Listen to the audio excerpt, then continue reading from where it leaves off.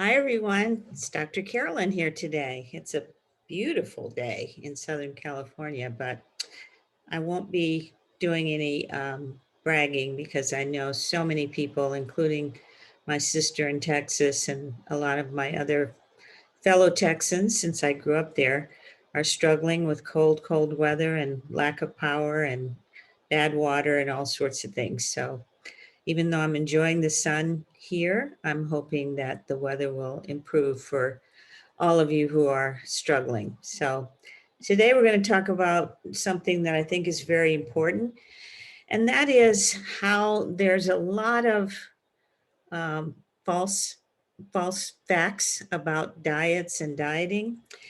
And I think most of you know by now, if you've been listening to my podcast, that dieting is something I don't believe in. I don't think it works. I know it doesn't work, and so on. Today, I'm going to use the word diet in a different way. I want to talk about how what you eat or your diet is the most important thing you can do to be healthy. And and I'm not saying going on a diet is the most important thing you can do to be healthy. And I'm not saying, absolutely not saying, that losing weight is the most important thing you can do to be healthy. Um, I've looking at an article by Dr. David Katz, who's the founding director of the Yale Griffin Prevention Research Center, and he's a world-renowned expert on health and nutrition. And I've been following him for a long time. He's a very wise person, and I think he and I are aligned in this view that what you eat is really what you should be focusing on, not the number on the scale. So in another recent article on the global burden of disease study, which means what is the actual burden of all of the heart disease, diabetes, et cetera, how much does it cost us, and in terms of lost productivity and loss of life and so on.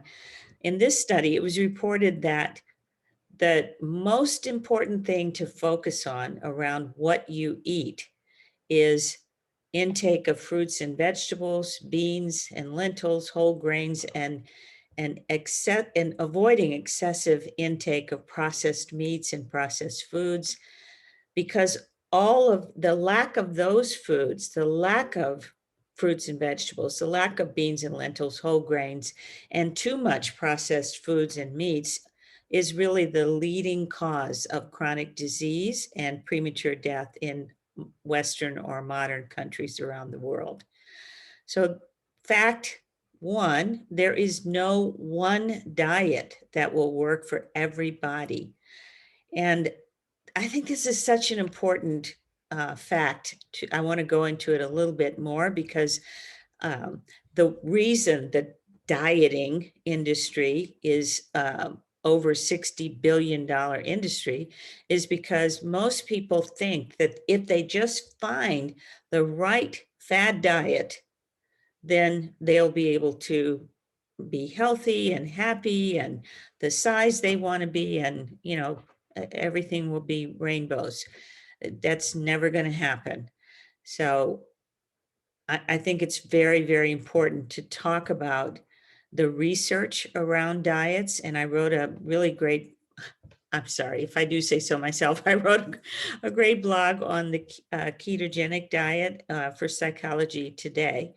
And today I'm going to be talking more about intermittent fasting as a way, as one of the new kind of fad diets. And when we talk about intermittent fasting, we could talk about, I think, three different types of intermittent fasting. Intermittent fasting has been popular as an alternative to, say, counting calories or being on a very restrictive eating plan. And it also, people have touted that it has an anti-aging benefit and could be a possible therapy for cancer, neurologic disease, and heart disease. So that's a lot to say about this new fad diet, which has, interestingly, very little research to support it. So let's look at some of the research on the intermittent fasting diet, and hopefully you'll find this very helpful. The latest paper that was published in the Journal of the American Medical Association, Internal Medicine, is one of the most rigorous or the best studies to to look at the issue of how effective is intermittent fasting. Now, as I mentioned, there's different forms of intermittent fasting, but this particular study looked at time-restricted eating, which apparently is the most popular. And that involves fasting for 12 or more hours a day. So many people routinely just skip breakfast and eat their meals between noon and 8 p.m., resulting in a daily 16-hour fast. So as I mentioned, there's a lot of claims on social media about how effective this is and how it's a cure for all sorts of things. But this new research really found that people with a BMI of in the overweight range who were assigned to this time-restricted eating all their meals between noon and 8 p.m., they gained almost no benefit from it. And this study was only 3 months, which I think is really short. But over the course of a 3-month study, they lost an average of just 2 or 3.5 pounds, only slightly more than the control group. And most of the weight they lost was not body fat, but was lean mass, which includes muscles. So that's one study. Let me give you a summary of a couple of other studies. As you know, there's a couple of other studies I want to mention. Multiple studies, though, have shown that intermittent fasting is not better than any other diet or calorie counting and calorie restriction in improving health markers, and that the benefits of intermittent fasting are due to the restriction of calories, not due to any magical metabolic effects of intermittent fasting. So in particular, the studies showed a number of things. One, intermittent fasting is not better at helping you burn calories, and it does not keep you from feeling hungry. Number two, there are conflicting results on whether intermittent fasting improves insulin sensitivity, anti-aging, or anti-inflammation benefits. And most of the studies that were done in animals. And then finally, people with eating disorders were excluded from the research. So we can't confirm that intermittent fasting leads to binging or triggers eating disorders. However, there are multiple other studies that have shown that any kind of restricting is associated with binging, and any kind of dieting can lead to or trigger an eating disorder.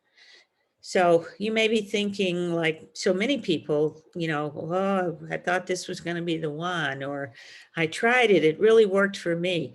But the hallmark of all of these studies is that they're usually short term.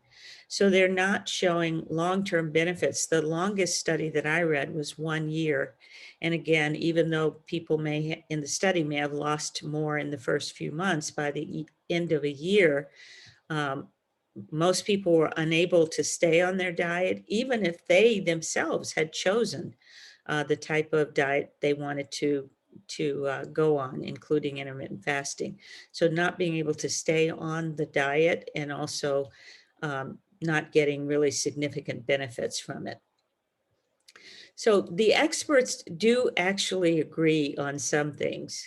And the most important thing is that they agree on eating mostly vegetables, fruits, and whole grains, beans, lentils, nuts, and seeds in their natural state, and drinking plain water.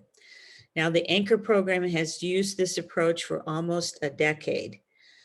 We call it our Simple Plan.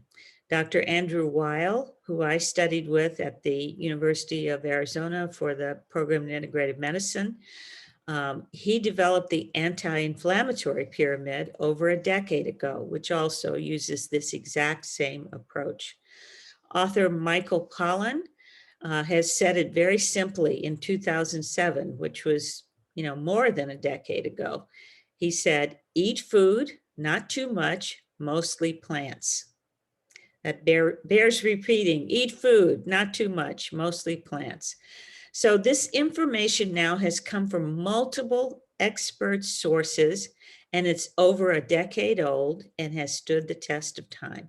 So most of the ways of eating that are associated with good health, like the Mediterranean diet, all have these same qualities: eating mostly vegetables and fruits, whole grains, beans and lentils, nuts and seeds all in their natural state, and drinking plain water. So, it begs the question, who are you going to listen to? Should you go to the media and listen to influencers who are trying the newest fad diet in order to get healthy? Should you entrust your health to an actor or a singer or an influencer? Well, learning about nutrition is so important because it is the number one way that we can be healthy. Uh, I know everybody's looking everywhere to tell them what what they should be doing. And it's very popular nowadays to just doubt the experts and, um, you know, say things like, which I've heard many times, I know my body better than a doctor does. And yes, you may be true, but that doesn't mean you know about the research and the studies in nutrition better than an expert does. Now, many times the media will grab hold of a study and blow it up before it's even finished. And they may misrepresent the studies without giving any interpretation of what the results mean. So you may hear things like intermittent fasting helps you live longer without hearing that these studies were mostly done in animals. As well, I'll be the first to tell you that medical professionals are still focused on the number on the scale and have little or no training in actually helping you with nutrition, which is again, the most important determiner of good health. So what if, I just want to propose some questions to you. What if you stopped looking for a fad diet and just worked on eating foods that have been shown for decades to promote health? Instead of looking for that perfect diet, that quick fix that is not mainly about health, if you're honest with yourself, what you're going on that diet for is usually to change the number on the scale. But so why not take a different approach? How would it feel, do you think, to take back control over what you eat rather than letting someone tell you who's selling you a fad diet? How would it feel to stop spending time and money on yet another fad diet? Well, I think for many people, it may feel really scary. Like, well, if I go off the rails and just eat whatever I want, then I'm not going to be able to control anything, even the number on the scale. Well, I can tell you that you don't have to be on a fat diet to make peace with food and your body. There are many ways of going about this. And there are in the media some really good articles that explore the research. I've given you a couple of names: Dr. Andrew Weil's Integrative Medicine Anti-Inflammatory Pyramid. Michael Pollan has written several books that are good. David Katz, I mentioned at the beginning, he has a blog, he has lots of resources. But overall, if this information helps you and you're ready to finally take a step towards really becoming healthier rather than trying yet another fad diet that will let you down. And hear me say it, the diet is what is letting you down. You're not failing, the diets are failing. So you can always schedule a free consult to talk about and learn more about the Anchor program. The link to schedule that consult is in the show notes. I hope this is helpful, and I hope again that it will make you stop and think before you start on yet another fat diet, which will cause lots of problems in the long run. I want to end with a quote by David Katz. Dr. David Katz says, "A healthy diet is the construction material for the growing bodies of the children that you love. It is the replenishment material for your body as it turns over hundreds of millions of cells and makes hormones and enzymes every day. It really matters. Get informed, be empowered, make wise decisions. I agree with Dr. Katz there. Thanks for listening. Please subscribe to my YouTube channel so you can learn about the next video coming up next week. Next week, we're going to be talking about the ketogenic diet. And I look forward to giving you some research on that and an interpretation of that as well. Thanks again. Dr. Carolyn signing off.